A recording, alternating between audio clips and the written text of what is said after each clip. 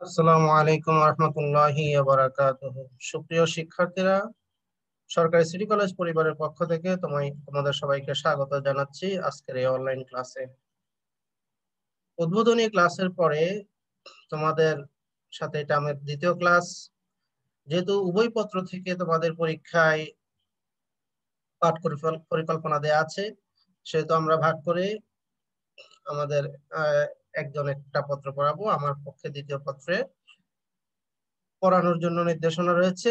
তো চলো আজকে আমরা তোমাদের প্রথম ক্লাস শুরু করি। আজকে তোমাদের যে বিষয় আলোচনা করব সেটা হলো তোমাদের ইসলাম শিক্ষার দ্বিতীয় পত্রের প্রথম অধ্যায়, যার নাম হচ্ছে আল কোরআন।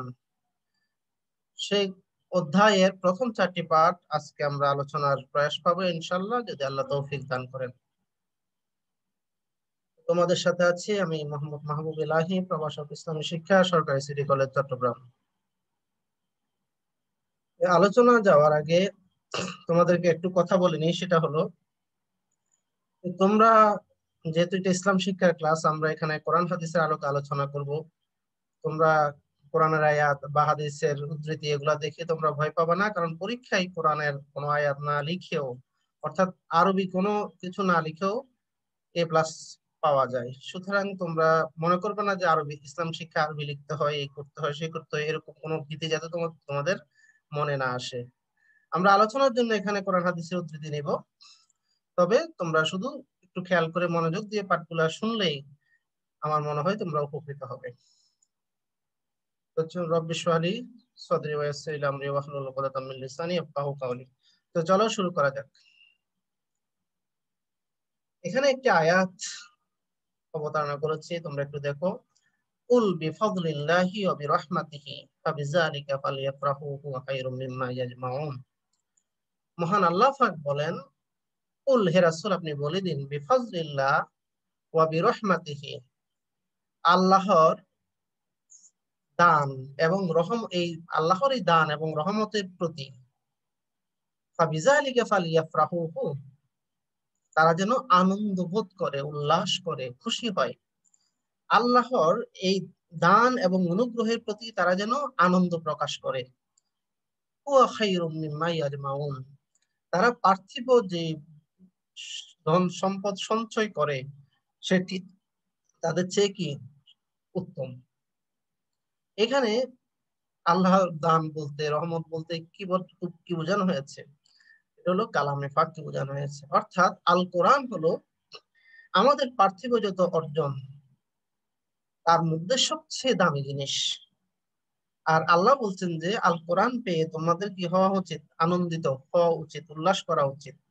এই আয়াতটি এখানে এই জন্য অবতারণা করলাম, মানে নিয়ে আসলাম, সেটা হলো যে তোমরা যারা ইসলাম শিক্ষা নিয়েছো চতুর্থ সাবজেক্ট হিসাবে, তোমাদের এর জন্য আনন্দিত হওয়া উচিত, তোমরা উল্লাস করা উচিত যে তোমরা, আল্লাহ তোমাদেরকে সুযোগ দিয়েছেন যে তোমরা অন্ততপক্ষে কোরআনের বা হাদিসের কিছু আলোচনা অন্ততপক্ষে শোনার ব্যবস্থা করে দিয়েছেন আল্লাহ। আর তোমরা অন্যান্য সাবজেক্ট গুলো সাধারণত পার্থিব জীবনমুখী, দুনিয়ামুখী, সুতরাং এজন্য আল্লাহ এই আয়াতের শেষ অংশ দেখো, হুয়া খায়রুম মিম্মা ইয়াজমাউন, তোমরা দুনিয়ার যা অর্জন করো, দুনিয়ার যে সম্পদ সুখ শান্তি লাভ করে থাকো, সেগুলো থেকে কোরআনের একটা আয়াত শিখা, কোরআনের একটু এলেম পাওয়া, সেটা বহু গুণ উত্তম। সুতরাং সেই কোরআনে পাকের আলোচনা আমরা শুরু করব, যেহেতু দ্বিতীয় পত্রের প্রথম অধ্যায়ের নামই কি আল কোরআন, এই জন্য আমরা এই আয়াত দিয়ে শুরু করেছি। আর এটা কোনো সাধারণ কিতাব নয়, এর নাম কি? ইন্নাহু লাকুরআনুন কারীম, এটি খুবই সম্মানিত কিতাব। নিশ্চয়ই এটা কি কিতাব? সম্মানিত কিতাব। আর আল্লাহ বলেছেন ইন্না বাল হুয়া কুরআনুম মাজিদ, এটা অতি উচ্চ মর্যাদা সম্পন্ন কিতাব। সুতরাং আমরা এই সম্মানিত গ্রন্থ, এই মর্যাদা সম্পন্ন গ্রন্থ, যার দ্বারা আমরা আনন্দিত হব এবং যেটা হলো আমাদের পার্থিব সব সঞ্চয়ের চেয়ে উত্তম, সেই কালামে পাক, কালামে পাক থেকে আমরা কিছু জানার এবং শোনার ইরাদা রাখতেছি। এবং সে কালামাতের পরিচয় আজকে তোমাদের প্রথম অধ্যায়ের প্রথম ক্লাসের আলোচ্য বিষয়। তো চলো শুরু করি। আল কোরআনের পরিচয়। আল কোরআন, আল কোরআন শব্দটি যদি কারণ থেকে হয়, কারণ উৎপত্তিগত থেকে আল কোরআনের একাধিক মাদ্দা রয়েছে, মূল শব্দ রয়েছে। তোমরা নবম দশম শ্রেণীতেও পড়ে থাকবে। যদি কারউন হতে নির্গত হয় তখন এর অর্থ মাকরুউন, অর্থাৎ ইসমে মাফউল থেকে এর অর্থ হবে পঠিত। তো কেন পঠিত? কারণ কালামে পাকে কোরআন হচ্ছে বিশ্বের সর্ববৃহৎ পঠিত গ্রন্থ।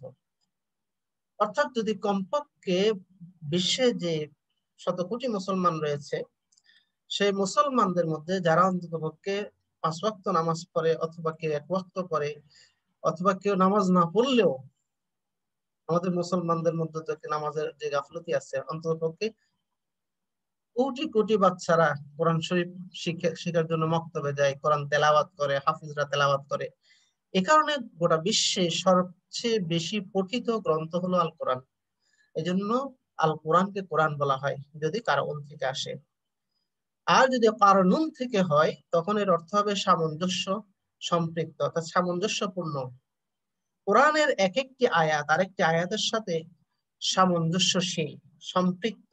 কোরআনে কোনো বৈপরীত্য নেই। আল্লাহ কালাম পাকে নিজেই বলেছেন, যদি আল্লাহ ছাড়া অন্য কোন ইলা থেকে বা একাধিক ইলা থেকে কোরআন আসতো, তাহলে লাওয়াজাদু ফীহি ইখতিলাফান কাসীরা, তাহলে সেখানে অনেক বৈপরীত্য বিধান পাওয়া যেত, বৈপরীত্য আয়াত পাওয়া যেত। এরকম যেহেতু নেই, যেহেতু একটা সামঞ্জস্য রয়েছে কোরআনের ভাষা শৈলী, বর্ণনা এবং তথ্যের মধ্যে, সেজন্য কোরআনকে আল কোরআন, কোরআনকে কোরআন বলা হয়। ইমাম রাগিব ইসফাহানী রহমতুল্লাহ আলাইহি বলেছেন যে আল কোরআন শব্দের অর্থ একত্র করা, জমা করা। তো সেটা সেটা কি যে আল কোরআন পূর্বের যে 109 খানা আসমানি কিতাব, তার সার নির্যাস হচ্ছে আল কোরআন। পূর্ববর্তী কিতাবগুলোর সত্যায়ন করা হয়েছে, পূর্ববর্তী নবীদের সত্যায়ন করা হয়েছে, পূর্ববর্তী শরীয়তের সব ভালো ভালো নির্যাস আল কোরআনের মধ্যে উদ্ধৃত করা হয়েছে। সুতরাং এজন্য এটাকে জমা বা একত্র করা বলা হয়।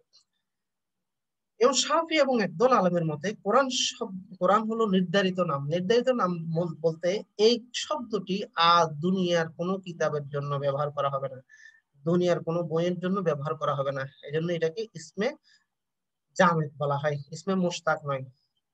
এটাকে কি বলা হয়? ইসমে জামেদ। কারণ এটা যদি কোরআন কেউ উচ্চারণ করে তাহলে বুঝতে হবে যে এটা কালামুল্লাহ, তথা আল্লাহর কালাম। এটা আল্লাহর কালামের জন্য নির্দিষ্ট একটি নাম আল কোরআন। সুতরাং এই নামটা শুধু কোরআনের জন্য খাস, অন্য কারোর সাথে সম্পৃক্ত হবে না। এই জন্য এর নামকে কি বলা হয়? এই জন্য এটা কোরআন। তো এখানে আরো বেশ কিছু আলোচনা রয়েছে। আমরা যেহেতু এখানে সংক্ষিপ্ত সময়, আমাদের রেকর্ডিং এর একটা বাইন্ডিংস আছে, আমরা এখানে বেশি আলোচনা করব না। আমরা শাব্দিক পরিচয় এতটুকু দিয়ে থাকুক। এবার আমরা পারিবেশিক পরিচয়ে যাই। পরিভাষায় আল কোরআন হুয়া কালামুল্লাহ, কোরআন হলো আল্লাহর কালাম। আল মুনাজ্জালু আলা মুহাম্মাদিন সাল্লাল্লাহু আলাইহি ওয়াসাল্লাম, যেটা রাসূল সাল্লাল্লাহু আলাইহি ওয়াসাল্লামের উপর অবতীর্ণ। আল মাকতুবু ফিল মাসাহিফ, যেটা মাসাহিফ আকারে লিপিবদ্ধ, মাসহাফ আকারে লিপিবদ্ধ আছে। আল মানকুল আনহু নাকলান, এবং সেখান থেকে নির্ভুলভাবে নির্ভুলভাবে বর্ণিত। মুতাওয়াতিরান, মুতাওয়াতির পর্যায়ে। বিলা শুবহাতিন, যেটাতে কোনো কি নাই, সন্দেহ নাই। আচ্ছা, মুতাওয়াতির কি? মুতাওয়াতির বলা হয় যে এত অধিক সংখ্যক বর্ণনাকারী বা লেখক বা রাবী এটা লিখেছেন বিভিন্ন যুগে, যে তাদের কোন একটা বিষয়ে মিথ্যার উপর ঐক্যমত হওয়া অসম্ভব, এটাকে বলা হয় মুতাওয়াতির। তাহলে আমরা কি বুঝলাম এখানে? যে আল কোরআন হলো আল্লাহর বাণী, যা রাসূল সাল্লাল্লাহু আলাইহি ওয়াসাল্লামের উপর অবতীর্ণ হয়েছে, যা গ্রন্থ আকারে লিপিবদ্ধ রয়েছে তার পক্ষ থেকে, তথা আল্লাহর পক্ষ থেকে নির্ভুলভাবে মুতাওয়াতির পর্যায়ে ধারাবাহিকভাবে বর্ণিত। এখন বিষয়টা দেখো, এখানে অনেকগুলা তোমাদের বইতে বিভিন্ন রকমের সংজ্ঞা আছে, সবগুলোর মূল কথা একটা আবার আছে যে আল কোরআন আল্লাহর বাণী, যা জিবরাইল আলাইহিস সালামের মাধ্যমে রাসূল সাল্লাল্লাহু আলাইহি ওয়াসাল্লামের উপর সুদীর্ঘ 23 বছর ধরে প্রয়োজন অনুসারে নাজিল করা হয়েছে, গ্রন্থাকারে লিপিবদ্ধ হয়েছে, এই ইত্যাদি ইত্যাদি ইত্যাদি। তো যাই হোক, মূল বিষয় কিন্তু একটি, আল্লাহর কালাম, আল্লাহর পক্ষ থেকে রাসূলের কাছে উপর অবতীর্ণ হয়েছে, এবং কিয়ামত পর্যন্ত যেহেতু সংরক্ষণের দায়িত্ব আল্লাহ নিজেই নিয়েছেন, সেজন্য এটা নির্ভুলভাবে কিয়ামত পর্যন্ত অবশিষ্ট থাকবে। এটাই হলো কোরআনের পরিচয়। কোরআনের সবচেয়ে বড় পরিচয় কি? এটা কালামুল্লাহ। এটা কি? কালামুল্লাহ। কালামুল্লাহ অর্থ কি? আল্লাহর বাণী। এজন্য আল কোরআনকে কি বলা হয়? কাদিম বলা হয়। আল কোরআন হাদিস না। হাদিস মানে হলো সৃষ্ট, আল কোরআন সৃষ্ট না। এটা শুধু মনে রাখবো। কোরআনের পরিচয়ের সবচেয়ে গুরুত্বপূর্ণ বিষয় যে আল কোরআন সৃষ্ট না। যেমন আরশ আল্লাহ তৈরি করেছেন, জান্নাত আল্লাহ তৈরি করেছেন, জাহান্নাম আল্লাহ তৈরি করেছেন, আসমান আল্লাহ তৈরি করেছেন, জমিন আল্লাহ তৈরি করেছেন, আমাদেরকে আল্লাহ তৈরি করেছেন, রাসূল সাল্লাল্লাহু আলাইহি ওয়াসাল্লামকে আল্লাহ তৈরি করেছেন। কিন্তু কোরআন আল্লাহ তৈরি করেন নাই। কোরআন কি? কোরআন হলো আল্লাহর সেই সিফাত যেটা আল্লাহর জাত থেকে আলাদা না, অর্থাৎ আল্লাহর বক্তব্য, আল্লাহর কালাম। কোরআন হলো আল্লাহর কথা। কোরআন কি? আল্লাহর কথা। সুতরাং এটা সরাসরি আল্লাহর সাথে সম্পৃক্ত সিফাত, এটা আল্লাহ থেকে আলাদা না। এজন্য কোরআন এত দামি, এজন্য কোরআন মুছে দেওয়া যায় না, এজন্য কোরআন বিস্মৃত হবে না কখনো। এটা মনে রাখবা। কোরআনের গুরুত্বপূর্ণ পরিচয়, কোরআন কি? কাদিম। কোরআন ছিল, কোরআন আছে, কোরআন থাকবে। তোমরা জানো আদম আলাইহিস সালাম সৃষ্টির 50,000 বছর পূর্বে লাওহে মাহফুজে কোরআন সংরক্ষিত ছিল। তাহলে বোঝা যাচ্ছে যে কোরআন আদি থেকে ছিল, কোরআন আছে, কোরআন থাকবে। কোরআন সৃষ্ট না। কোরআনকে এজন্য কি বলা হয়? কাদিম বলা হয়। এটাই হলো কোরআনের পরিচয়। আচ্ছা, যাই হোক, এবার আসো আমাদের পাঠ্য যে পাঠ আছে সেই পাঠ অনুযায়ী আমরা আসছি যে আল কোরআনের বৈশিষ্ট্য। তোমাদের বইতে, এক এক বইতে অসংখ্য বৈশিষ্ট্য দেয়া আছে, কারণ কোরআনের বৈশিষ্ট্য তো আসলে বলে শেষ করা যাবে না।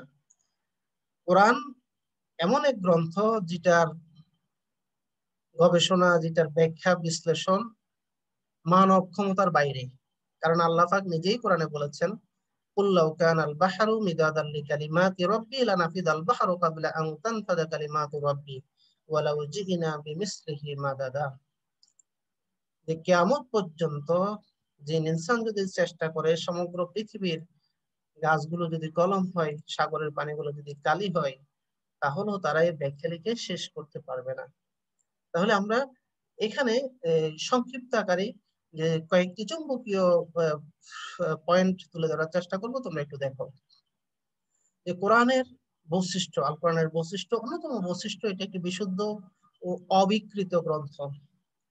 বিশুদ্ধ গ্রন্থ। বিশুদ্ধ কি?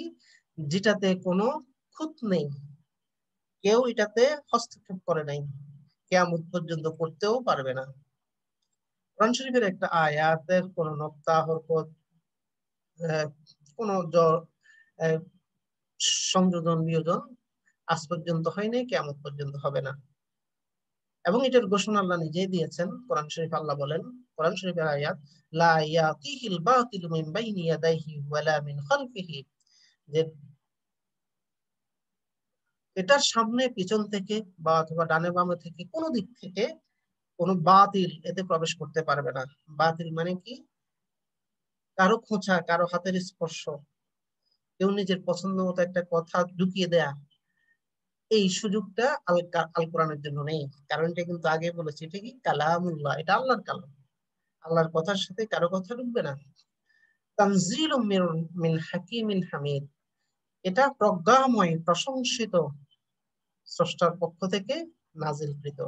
সুতরাং ডানে বাঁয়ে থেকে এটার মধ্যে কি ঢুকবে না? কোনো বাতিলের কোনো কথা, বক্তব্য এটাতে ঢুকবে না। এটা হলো কোরআনের বিশুদ্ধতার এবং অবিকৃততার গ্যারান্টি। তার সংরক্ষণের বিষয়টা তো তোমাদেরকে আগে বলেছি, যে আল্লাহ কিয়ামত পর্যন্ত সংরক্ষণের এটা দায়িত্ব নিজেই নিয়েছেন। ইন্না নাহনু নাযালনা যিকরা ওয়া ইন্না লাহু লাহাফিজুন, যে আমি জিকির তথা এই কিতাব অবতীর্ণ করেছি এবং আমি কিয়ামত পর্যন্ত এর সংরক্ষণের দায়িত্ব নিলাম। অর্থাৎ আমি কিয়ামত পর্যন্ত এটা হেফাজত করবো, এটা আল্লাহ, শুধু বিশুদ্ধ অবিকৃত। এবার এসো পরিপূর্ণ জীবন বিধান। এটি একটি পরিপূর্ণ জীবন বিধান। আল্লাহ পাক কোরআন শরীফে বলেন, ওয়া নাযালনা আলাইকাল কিতাবা তিবয়ানান লিকুল্লি শাইইন, আমি আপনার প্রতি, আমি তো আল্লাহ রাসূলকে বলেছেন যে আমি আপনার প্রতি এই কিতাব অবতীর্ণ করলাম তিবয়ানান লিকুল্লি শাইইন, যেখানে প্রত্যেকটি বিষয়ের স্পষ্ট বর্ণনা রয়েছে, খুলে খুলে বর্ণনা রয়েছে। সুতরাং এটা পরিপূর্ণ জীবন বিধান। তারপরে কোরআন শরীফ আল্লাহ অন্য জায়গায় বলেন, মা ফাররাতনা ফিল কিতাবি মিন শাইইন, আমি এই কিতাবে কোনো কিছু বাদ দিই নাই। অর্থাৎ মানব জীবন পরিচালনার জন্য যা কিছু দরকার তার পুরোটাই আমি এই কালামে অন্তর্ভুক্ত করে দিয়েছি। এজন্য এটাই পরিপূর্ণ জীবন বিধান। আর বিদায় হজের আরাফা ময়দানে যে আয়াত নাযিল হয়, আল ইয়াউমা আকমালতু লাকুম দীনাকুম ওয়া আতমামতু আলাইকুম নি'মাতি ওয়া রাদিতু লাকুমুল ইসলাম দীনা। আল্লাহ পাক বলেন, আজ আমি তোমাদের জীবন বিধান হিসেবে ইসলামকে পরিপূর্ণ করে দিয়েছি এবং তোমাদের জন্য ইসলামকে দিন হিসাবে ইসলামী জীবন ব্যবস্থাকে তোমাদের জন্য কি সুশোভিত করে দিয়েছি। এখন বিষয়টা হলো এই যে পরিপূর্ণ জীবন বিধান, এজন্যই তো ইসলামে নতুন কিছু সংযোজন বিয়োজন করা যায় না, করলে বিদআত হয়ে যায়। কারণ এটা আল্লাহ রাসূলের ইন্তেকালের সাথে সাথেই এটাতে সংযোজন বিয়োজন শেষ হয়ে গেছে, নতুন কোনো বিধান এটাতে আনা যায় না। যাই হোক, এরপরে দেখো বিজ্ঞানময় কিতাব। এটা কি? বিজ্ঞানময় কিতাব। সমস্ত জ্ঞান বিজ্ঞানের মূল উৎস কিন্তু আল কোরআন। এখন বিষয়টা হলো কি, হয়তো তোমাদের প্রশ্ন আসতে পারে যে যত বিজ্ঞান আবিষ্কার তো ইহুদিন আসাররা করতেছে, মুসলমানদের হাতে তো বৈজ্ঞানিক উৎকর্ষতা নেই। তার কারণ হলো যে আমরা কোরআন থেকে দূরে সরে গেছি। কোরআনে কিন্তু সমস্ত জ্ঞান বিজ্ঞানের উৎস রয়েছে, হয়তো আমরা বুঝতেছি না। কারণ কোরআন শরীফ আল্লাহ নিজেই বলেছেন, ইয়াসিন ওয়াল কোরআনিল হাকিম। আল্লাহ প্রজ্ঞাময় বিজ্ঞানময় কোরআনের কসম খেয়ে বলেছেন, ওয়াল কোরআনিল হাকিম, যে আমি বিজ্ঞানময় কিতাবের কসম খেয়ে বলেছি। তাহলে কোরআন কিভাবে বিজ্ঞানময়? আমরা জানি যে 1400 বছর আগে বিজ্ঞানের এমন অনেক আবিষ্কার আছে, যে গ্রহ নক্ষত্র সংক্রান্ত তথ্য, মহাকাশ, পৃথিবী গোলকদের প্রমাণ, এগুলা 1400 বছর আগে কল্পনা করা যেত না। সেখানে মানব ভ্রূণতত্ত্ব, জীববিজ্ঞান, তারপরে পানিচক্র, এগুলো নিয়ে যে বিশদ আলোচনা রয়েছে, এগুলা 1400 বছর আগে কল্পনা করা যেত না। এখন বিজ্ঞান সেগুলা আবিষ্কৃত করেছে। তো সুতরাং রাসূল সাল্লাল্লাহু আলাইহি ইসলাম যখন মহাকাশ তত্ত্ব আলোচনা করেছেন, তখন কিন্তু মানুষ মহাকাশ, তখন তো এতটুকু বুঝতে, আমরা আমরা নিজেরাই তো ছোটকালে শুনেছি যে সূর্য ঘুরে পৃথিবীর চারিদিকে, পৃথিবী স্থির, এরকম না? সূর্য পশ্চিম দিক থেকে উঠে পূর্ব দিকে ডুবে, এগুলা কিন্তু কোরআন 1400 বছর আগে বলেছেন যে পৃথিবী কি গোল, এবং মহাবিশ্বের সবকিছুই ঘূর্ণায়মান। ওয়াকুল্লুন ফি ফালাকিন ইয়াসবাহুন, সবাই নিজ নিজ কক্ষপথে ঘুরে। সুতরাং 1400 বছর আগে কক্ষপথের ধারণা এটা কিন্তু মামুলি বিষয় নয়। এসব অসংখ্য দলিল কিন্তু আছে। এগুলো আমরা এখানে আসলে বিস্তারিত আলোচনার বিষয় না, এটা বিজ্ঞানময় কিতাব। আরো কয়েকটি বৈশিষ্ট্য আমরা দেখতেছি। ঐতিহাসিক কিতাব। ঐতিহাসিক কিতাব কেন? যে হযরত আদম ইসলাম থেকে শুরু করে হযরত মুহাম্মদ সাল্লাল্লাহু আলাইহি ওয়াসাল্লাম পর্যন্ত অসংখ্য নবীদের কাহিনী, তাদের উম্মতদের কাহিনী, তাদের উত্থান পতনের ইতিহাস এই কিতাবে, এই কালামে পাকে, অর্থাৎ এই কোরআনে উদ্ধৃত রয়েছে। এজন্য এটা ঐতিহাসিক কিতাব। আল্লাহ পাক বলেন, কাযালিকা নাকুসসু আলাইকা মিন আনবাই মা ক্বাদ সাবাক, এভাবেই আমি আপনার কাছে পূর্ববর্তী বিভিন্ন জাতির ঘটনা বর্ণনা করে থাকি। ওয়াকাদ আতাইনা মিন লাদুন্না যিকরা, আর আমি আপনাকে কি করে আমার পক্ষ থেকে উপদেশগুলো পৌঁছাই। তাহলে এখানে গুরুত্বপূর্ণ বিষয় যে আমরা পূর্ববর্তী জাতির ইতিহাস থেকে, তাদের উত্থান পতন থেকে শিখবো। কারণ অন্য আয়াত আল্লাহ আরো সুন্দর করে বলছেন, কুল সিরু ফিল আরদ ফানজুরু কাইফা কানা আকিবাতুল মুকাজ্জিবিন, তোমরা পৃথিবীতে বিচরণ করো, ভ্রমণ করো, দেখো যে আমার সাথে যারা বিদ্রোহ করেছে, অবিশ্বাস করেছে, অস্বীকার করেছে, তাদের সাথে আমি কি আচরণ করেছি। অর্থাৎ আমরা ফিরাউন, আদ, সামুদ ইত্যাদি জাতির যদি ইতিহাস দেখি, ধ্বংসাবশেষ দেখি, এগুলো আমাদের কাছে এখনো বিদ্যমান আছে। ফিরাউনের লাশ এখনো আছে, কিয়ামত পর্যন্ত আল্লাহ রেখে দিয়েছেন। এই ঐতিহাসিক ঘটনাগুলা, এগুলো কোরআন বিধৃত করেছে। না হলে ফিরাউনের লাশ আসলে যে ফিরাউন বা ওনার ব্যাপারে কোনো তথ্য কিন্তু ইতিহাসে পাওয়া যেত না। শুধুমাত্র কোরআন সেই ইতিহাসকে জিয়ে রেখেছে। সুতরাং এটা একটা ঐতিহাসিক গ্রন্থের অসংখ্য ঘটনা রয়েছে। নূহ আলাইহিস সালামের ঘটনা রয়েছে, দাউদ আলাইহিস সালামের ঘটনা রয়েছে, তোমরা জানো এগুলো সূরা নামলে বিস্তারিত আছে। একটা সূরা আম্বিয়া, সেখানে বিভিন্ন নবীদের, ইব্রাহিম আলাইহিস সালামের ঘটনা বিস্তারিত রয়েছে। এটা ঐতিহাসিক কিতাব। তারপরে এই কালাম হলো, কোরআন হলো সর্বশ্রেষ্ঠ সম্পদ, যেটা আমি একদম শুরুতে বলেছি, কুল বিফাদলিল্লাহি ওয়া বিরহমাতিহি ফাবিযালিকা ফালিয়াফরাহু হুয়া খায়রুম মিম্মা ইয়াজমাউন। হে রাসূল, আপনি বলে দিন যে আল্লাহর এই দান ও রহমতের প্রতি সকলের আনন্দিত হওয়া উচিত, কেননা তারা পার্থিব যা সম্পদ করে এটা তার চেয়ে বহুগুণ উৎকৃষ্ট। তাহলে আমরা এখানে দেখো আরেকটি কথা বলি যে কোরআনের একটি আয়াতের দাম কত? সমস্ত জান্নাতের চেয়ে কোরআনের একটি পাতার দাম বেশি। কেন? জান্নাত আল্লাহ সৃষ্ট, আর কোরআন আল্লাহ সৃষ্ট না। কুল্লু মান আলাইহা ফান, কোরআন শরীফে বলা হয়েছে সকল কিছু ধ্বংস হয়ে যাবে, কিন্তু কালাম পাক কিন্তু ধ্বংস হবে না। কোরআন উঠিয়ে নেওয়া হবে, আল্লাহর কাছে ফিরে যাবে। কোরআনের আয়াতগুলোকে আমাদের আগে উঠে যাবে, আল্লাহ উঠিয়ে নেবেন। আর বাকিগুলোর ব্যাপারে বলা আছে সবগুলা ধ্বংস করে দেওয়া হবে কিয়ামতের সময়। তো যাই হোক, এই জন্য এটা সর্বশ্রেষ্ঠ সম্পদ। আমাদের কলমে যদি কালাম থাকে তাহলে আমাদের কলমটা সেই দামি হয়ে যাবে। কারণ কোরআন শরীফে হাসর ময়দানে আল্লাহ পাক যারা কালামে পাকের তেলাওয়াতকারী, কালামে পাকের উপর আমলকারী, তাদেরকে বলা হবে ইকরা ওয়ারতাক, পড়ো উঠো, পড়ো উঠো, পড়ো উঠো। এবং তোমার সর্বশেষ অবস্থান হবে তোমার আয়াতকৃত সর্বশেষ আয়াত। বিশাল ব্যবস্থা। আয়াত, কোরআনের এক একটা আয়াতের নিয়ে এক একটা স্তর, মর্যাদার স্তর অতিক্রম করবে মানুষ। সর্বশ্রেষ্ঠ সম্পদ। তারপরে সর্বোচ্চ মর্যাদা সম্পন্ন কিতাব, এই কালামের চেয়ে মর্যাদা সম্পন্ন কিতাব আর নেই। এটা আমরা ছোটকাল থেকে প্র্যাকটিসে বুঝতে, আমাদের এত সম্মান করে যে আমরা কালামের ভাগকে আমরা ঘরের শোপিসের উপরে এমন ভাবে রেখে দিই, এটা শুয়ে পর্যন্ত দেখি না, এত মর্যাদা। ফি সুহুফিন মুকাররামা, কোরআন শরীফ আল্লাহ বলেন এটা হলো সম্মানিত মাসহাফে লিপিবদ্ধ, মারফুআতিন মুতাহহারা, সুপরিচিত এবং পুত পবিত্র তখতে লিপিবদ্ধ, সংরক্ষিত। তাহলে এগুলো কোরআনের মর্যাদা। কোরআনের মর্যাদা যেহেতু আল্লাহ পাকের মর্যাদা, এটা আল্লাহর সাথে সম্পৃক্ত সিফাত কালাম, সুতরাং এটার মর্যাদা আমরা আল্লাহর মর্যাদা যেরকম বলে শেষ করা যাবে না, কালাম পাকের মর্যাদা বলে শেষ করা যাবে না। আল্লাহ কসম খেয়ে বলেছেন ইন্নাহু লাকুরআনুন কারীম, নিশ্চয়ই নিশ্চয়ই এটা সম্মানিত কিতাব। তো যাই হোক, এরপরে দেখো তোমাদের এর পরবর্তী পাঠে রয়েছে কোরআনের কতিপয় নাম। কোরআনের কতিপয় নাম, এখানে অনেকগুলো আয়াত। আমরা কিন্তু কোরআনের বৈশিষ্ট্য অনেক, আমরা এগুলো পড়ি নাই, আমরা এগুলো স্কিপ করে গেছি। কি জন্য? সময় স্বল্পতার জন্য।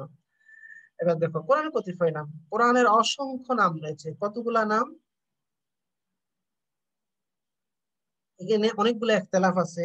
যেমন আবুল আল মালি তিনি বলেছেন যে কোরআনের 55টির মতো নাম রয়েছে। তারপর ইবনে তাইমিয়া বলেন 47টির মতো নাম রয়েছে। শাইখ সালেহ বলেন যে 46টি নাম রয়েছে।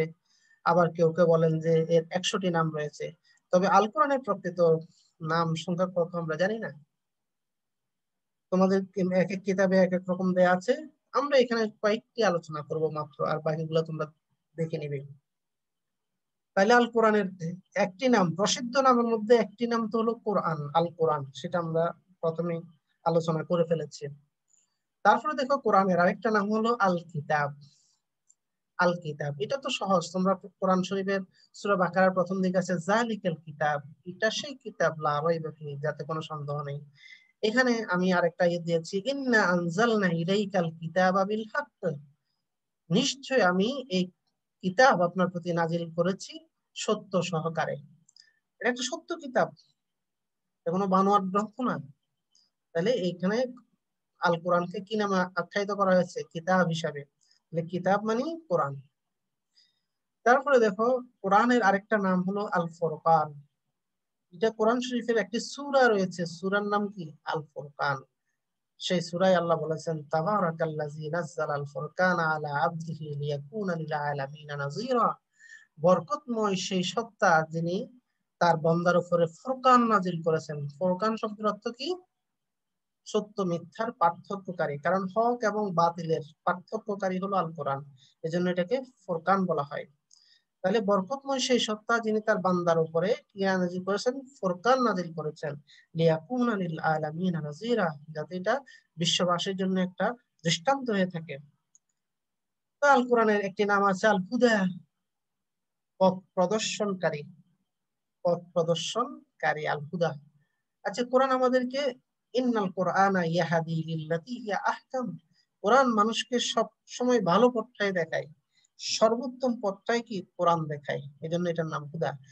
এখানে একটা আয়াত আমি অবতারণা নিয়েছি কোরআন শরীফ থেকে, ইয়া আইয়ুহান নাস, আল্লাহ মানব জাতিকে সম্বোধন করে বলছেন, হে মানব জাতি, কাদ জাআতকুম মাউইযাতুম মির রাব্বিকুম, তোমাদের কাছে তোমাদের প্রতিপালকের পক্ষ থেকে একটা উপদেশ এসেছে। তাহলে কি এটা উপদেশ? ওয়া শিফাউল লিমা ফিস সুদূর, এবং এটা হলো অন্তরের রোগ দূরকারী, ওয়া হুদা, এবং হেদায়েত দানকারী, পথ প্রদর্শনকারী, ওয়া রাহমাহ, এবং রহমত স্বরূপ লিল মুমিনিন, মুমিনদের জন্য। তাহলে এটা কি? এটা হলো শিফা, আর এটা হলো হুদা, এটা হলো রহমত, এটা হলো উপদেশ, এটা আল্লাহর পক্ষ থেকে। তো যাই হোক, এটাকে কি বলা হয়? হুদা বলা হয়। হুদাল লিন্নাস, বায়ানুল লিন্নাস, আরেকটা আছে বায়ান, এটা আছে নিচে। তাহলে আয-যিকর, কোরআনের একটা নাম হচ্ছে কি? জিকির। জিকির কোরআনের নাম। আল্লাহ বলেন যে ইন্না নাহনু নাযালনা যিকরা, নিশ্চয় আমি এই জিকির অবতীর্ণ করেছি। তাহলে জিকির মানে আল কোরআন। ওয়া ইন্না লাহু লাহাফিজুন, এবং নিশ্চয় আমি এর হেফাজতকারী। তো এখন কোরআনের আরেকটা নাম কি? জিকির। তারপরে কোরআনে একটা নাম আছে শিফা, ওয়া নুনাজ্জিলু মিনাল কোরআনি মা হুয়া শিফাউন ওয়া রাহমাতুল লিল মুমিনিন। তাহলে অবতীর্ণ আমি কোরআন অবতীর্ণ করেছি যেটা হলো কি? শিফা। যেটা শিফা মানে আরোগ্য দানকারী। সেটা কি শারীরিক হতে পারে, মানসিক হতে পারে, অনেক কিছু। কোরআনের একটা প্রভাব আছে মানুষের অন্তরে, কোরআন তেলাওয়াত করলে অন্তরের অবস্থার পরিবর্তন হয়।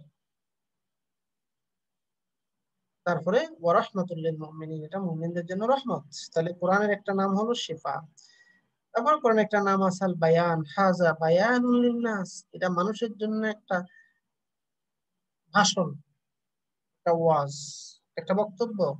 ওয়া হুদা ওয়া মাউইযাতুল লিল মুত্তাকিন, এটা পথ প্রদর্শক এবং এটা উপদেশ মুত্তাকিদের জন্য।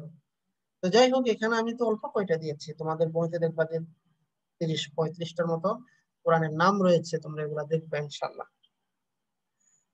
তারপরে দেখো আল কোরআনের আলোচ্য বিষয়, যেটা তোমাদের তৃতীয় পাঠ, আল কোরআনের আলোচ্য বিষয়। কোরআনের আলোচ্য বিষয় কি? আল কোরআন কি নিয়ে আলোচনা করে? আল কোরআনের আলোচ্য বিষয় নিয়ে অনেকগুলা, পুরো কোরআন তো পুরাটাই মানুষের জন্য। কোরআন কার জন্য আসছে? আমাদের জন্যই তো আসছে। কোরআনের মূল আলোচ্য বিষয় তো আমরা, মানুষ। কোরআনের মূল আলোচ্য বিষয় কি? মানুষ। এখানে দেখো আমি 4টা আয়াত থেকে তোমাদেরকে মার্ক করার চেষ্টা করেছি। দেখো, শাহরুর রমাদান, কোরআন শরীফের আয়াত। আল্লাহ পাক বলেন শাহরুর রমাদান আল্লাযী উনজিলা ফীহিল কোরআন, রমজান মাস এমন একটি মাস যে মাসে আল্লাহ কি করেন? কোরআন নাজিল করেন। কি জন্য কোরআন কি জন্য নাজিল করেন? হুদাল লিন্নাস, মানুষকে পথ দেখানোর জন্য। কিসের পথ? আমরা কিন্তু জান্নাত থেকে বিতাড়িত হয়েছি, আবার জান্নাতে কিভাবে যাব সেই গাইডলাইনটা এই কোরআন দিবে। এবং তামাম পৃথিবীর মানুষ যারা আবার তাদের আসলে ফিরে যেতে পারে, মূল ঠিকানায় ফিরে যেতে পারে, জান্নাতে ফিরে যেতে পারে, সেই পথটা দেখানোই, সেই গাইডলাইনের জন্যই কিন্তু কোরআন। সুতরাং এটা এটা কার জন্য আসছে? মানুষের জন্য। কার জন্য? মানুষের জন্য। তাহলে কোরআনের মূল আলোচ্য বিষয় হলো কিন্তু মানুষ, হুদাল লিন্নাস। অন্য আয়াত আল্লাহ বলেন ইন্না আনজালনা ইলাইকাল কিতাবা বিল হাক্কি লিতাহকুমা বাইনান নাসি বিমা আরাকাল্লাহ। আল্লাহ পাক বলেন যে আমি তোমার প্রতি কিতাব এজন্য নাজিল করেছি যেন তুমি মানুষের মধ্যে ফাইসালা করতে পারো আল্লাহর দেখানো নির্দেশনা মোতাবেক। তাহলে মানুষের মধ্যে মানুষের জীবন পরিচালনার জন্য এই কিতাব। তাহলে এই কিতাব কি করবে? মানুষকে জাহান্নাম থেকে জান্নাতে নিয়ে যাবে, আর মানুষের জীবন, পার্থিব জীবন পরিচালনা করবে। এই মূলত এই দুইটা কাজ। এখানে কিন্তু মুসলমানের কথা বলা হয় নাই, তামাম পৃথিবীর মানুষের জন্য। এরপর আমি 2টা আয়াত দিয়েছি যেটা এবার সমস্ত মানুষ থেকে আলাদা করে ফেলতেছে। এখন সমগ্র পৃথিবীর মানুষের জন্য কোরআন আসছে, কিন্তু কোরআন দ্বারা সমগ্র পৃথিবীর মানুষ উপকৃত হবে না। এটা এটার থেকে হেদায়েত পাবে, পথ খুঁজে পাবে কারা? হুদা ওয়া বুশরা লিল মুমিনিন, শুধুমাত্র মুমিনরা যারা ঈমান আনবে আল্লাহর উপরে, তারা এটার দ্বারা পথ প্রদর্শিত হবে এবং তারাই সুসংবাদ পাবে জান্নাতের। তাহলে বাকি মুমিন ছাড়া যত গ্রুপ আছে সবগুলা কমন একটা গ্রুপ, তাদেরকে কি বলা হয়? কাফের বলা হয়। তারা এটা দ্বারা উপকৃত হবে না, তারা হুদাও পাবে না, সুসংবাদও পাবে না। তাহলে কি পাবে তারা? ওয়ালা ইয়াজিদুজ জালিমিনা ইল্লা খাসারা, তাদের শুধু ধ্বংসটাই বৃদ্ধি পাবে। যারা জালেম, যারা মুশরিক, যারা শিরককারী, এই জন্য বলা হয়েছে শিরক হলো সবচেয়ে বড় জুলুম। সুতরাং যারা আল্লাহর সাথে শিরিক করবে, ইমান মুমিন ছাড়া যারা যত গ্রুপ আছে, ইহুদি, নাসারা, খ্রিস্টান, হিন্দু, বৌদ্ধ যারা আছে, সবাই এই জালিমিনের অন্তর্ভুক্ত। তারা এই কোরআন দ্বারা উপকৃত হবে না। তাহলে কি হবে? শুধুমাত্র তাদের তাদের অহংকার বাড়বে, গুনাহ বাড়বে, তাদের শাস্তিটা বৃদ্ধি করবে, আর কিছু হবে না। তাহলে দেখো, আল কোরআন আলোচ্য বিষয় আমরা কি পেলাম? আল কোরআনের আলোচ্য বিষয় হলো মানব জাতি তথা মানুষ, শুধু মানুষের জীবন পদ্ধতি, তাদের আহকাম, বিধান, এগুলো নিয়ে আলোচনা করেছে। এজন্য আল্লাহ সূরা নিসা আল্লাহ বলেছেন, ইয়া আইয়ুহান নাস ইত্তাকু রাব্বাকুমুল্লাযী খালাকাকুম, হে মানব জাতি, তোমরা তোমাদের সেই রবকে ভয় করো যিনি তোমাদেরকে সৃষ্টি করেছেন। সুতরাং এখানে আল্লাহ তেমন একটি যে আল্লাহ জি খালাকাকুম, যিনি সৃষ্টি করেছেন। ইহুদিরাও মনে করে যে তাদের সৃষ্টিকর্তা একজন, খ্রিস্টানরাও মনে করে তাদের সৃষ্টিকর্তা একজন, হিন্দুরাও মনে করে তাদের সৃষ্টিকর্তা একজন। এজন্য আল্লাহ সমগ্র মানুষকে বলছিলেন অন্য সবগুলো বাদ দিয়ে শুধু সৃষ্টিকর্তার কি করো, সৃষ্টিকর্তাকে রব হিসেবে ভয় করো। এখন এর আলোচ্য বিষয় যে মানব জাতি, এই মানব জাতি হলেও এটাকে আবার আমাদের ফুকাহায়ে কেরাম, আমাদের যারা কোরআন গবেষক, তারা কয়েকটি ভাগে ভাগ করেছেন। যেমন ইবনুল আরাবী এটিকে 3 ভাগে ভাগ করেছেন। তিনি বলেন যে কোরআনের 3 ভাগে বিভক্ত।